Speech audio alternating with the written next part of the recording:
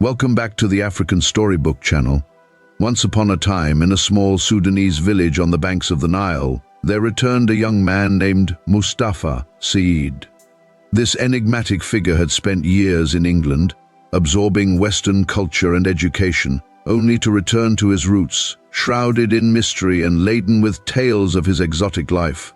As our story unfolds, the narrator, who remains unnamed throughout the tale, encounters Mustafa Said shortly after returning from his own studies abroad. He is captivated by Mustafa's charm and intellect, but also puzzled by his secretive nature. The village is abuzz with rumors of Mustafa's past, but he remains a puzzle, locked within his own enigma. One fateful night, under the influence of alcohol, Mustafa opens up to the narrator, revealing a disturbing and dark past. He confesses to having led a tumultuous life in London, where he was involved in intense romantic relationships with several women. These relationships were marked by passion but also manipulation and destruction, leading to tragic endings, including the suicides of some of these women. Mustafa's stories bring to light the central theme of the novel, the struggle with post-colonial identity. Mustafa, a highly educated and intelligent individual, uses his Western education to dominate and conquer in the realm of personal relationships.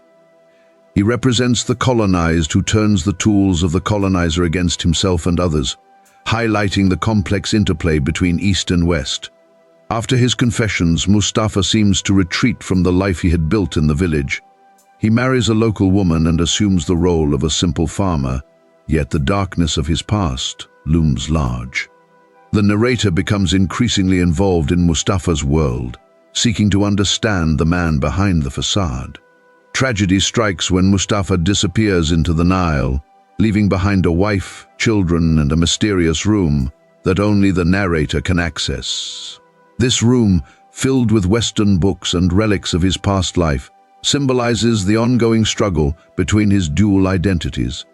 Mustafa's legacy becomes a burden that the narrator must carry, as he too struggles with his identity and the influence of the Western world.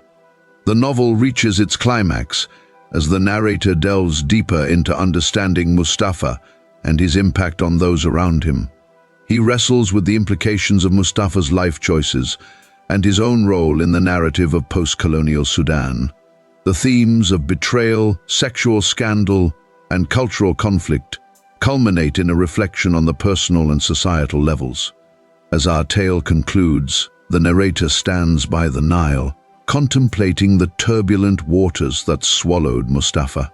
He reflects on the inevitable season of migration, both literal and metaphorical, that every post-colonial subject undergoes.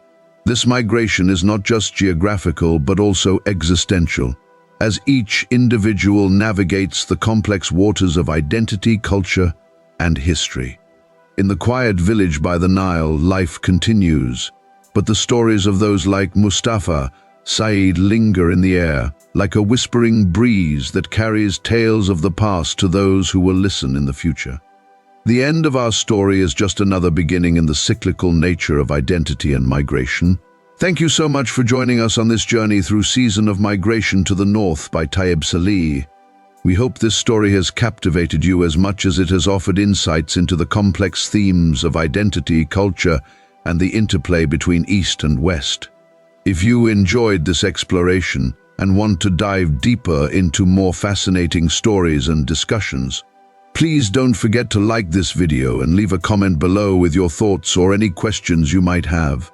We love hearing from you and learning what parts of the story resonated the most with our audience.